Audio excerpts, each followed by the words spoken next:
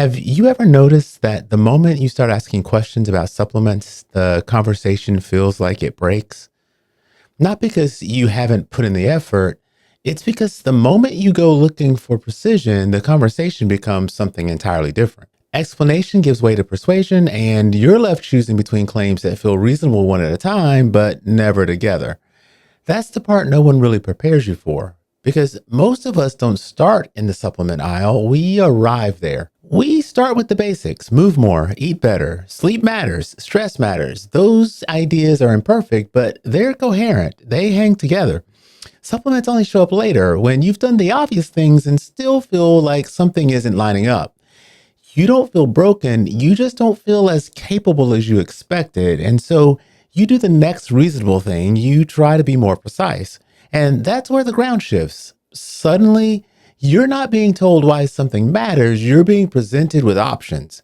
Different forms, different doses, different claims, and different price points. Each one sounds plausible, but each one has a study, each one has a story. And what's missing isn't information. What's missing is a way to evaluate meaning. This is the first thing worth talking about clearly. Most health guidance is built to preserve function, not to develop capacity. It's designed around thresholds and ranges, numbers that tell you when something is wrong enough to require intervention, but that's useful, it's just incomplete.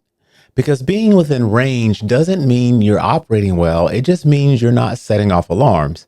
Those ranges were never meant to answer a much more personal question: what would help me feel stronger, recover better, or hold up under the life I've actually been living? So when you try to move from general advice to specific action, you don't find a clear path. You find a marketplace, and marketplaces don't teach frameworks, they present choices. That's why this starts to feel so disorienting. You're not failing to understand something, you've crossed into a domain where understanding is no longer the product. So let me put a real person in this. Let's call him Jack. Jack's in his mid-40s, he's smart, he's capable, he works hard, he's still active, not training like he did in his 20s, but he hasn't stopped moving altogether. From the outside, Jack looks fine. So he works, he travels, he exercises, he eats reasonably. His labs come back normal, so no one's worried, including his doctor. But over a few years, Jack notices something he can't quite quantify. Workouts take more out of him than they used to. Strength doesn't come back the same way. A bad night of sleep used to be annoying, now it lingers. Stress doesn't stay in his head anymore, it shows up in his body.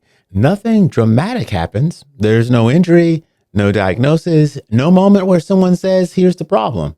So Jack does what most thoughtful people do. He tightens the basics. He cleans up his diet a little more.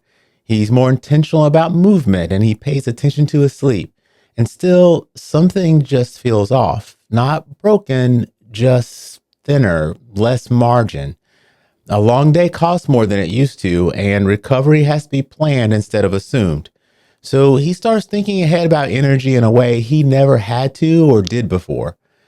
This is usually where supplements enter the conversation, not because Jack thinks a pill is going to fix his life, but because he's trying to answer a very specific question.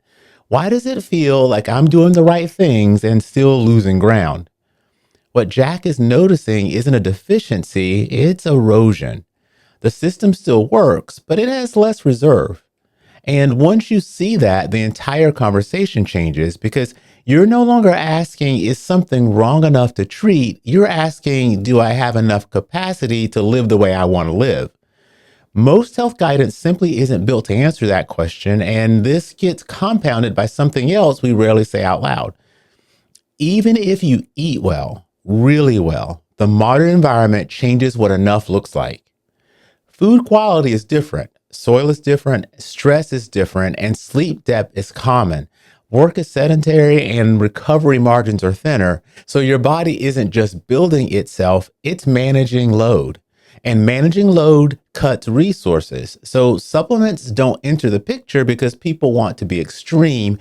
They enter because people are trying to close a gap they can feel but don't yet have language for. The mistake most people make at this point is trying to solve the whole problem at once.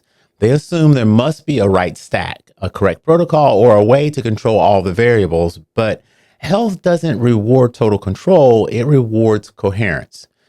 If you try to optimize everything, you don't end up healthier. You end up managing a system that never really stabilizes.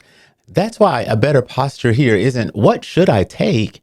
Because that question is almost impossible to answer in abstract. The better questions come earlier. What am I actually trying to improve? Energy, recovery, strength, sleep, mood, or digestion?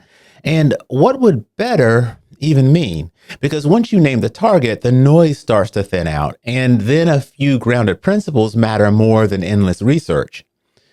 The form of an ingredient matters. The unnecessary ingredients also matter. So whether something is built for absorption or built for manufacturing efficiency actually matters. Not because you're trying to be perfect, but because you're trying not to mistake marketing density for effectiveness. None of this requires turning your life into a protocol. It requires resisting the urge to treat precision like control. So if you've ever felt overwhelmed by supplements, that's not a personal shortcoming. It's a sign you've reached the edge of generic advice. And the goal at the edge isn't to optimize everything. It's to restore coherence so the choices you make actually align with the body you're trying to support. This is uncommonly remarkable. Thanks for listening.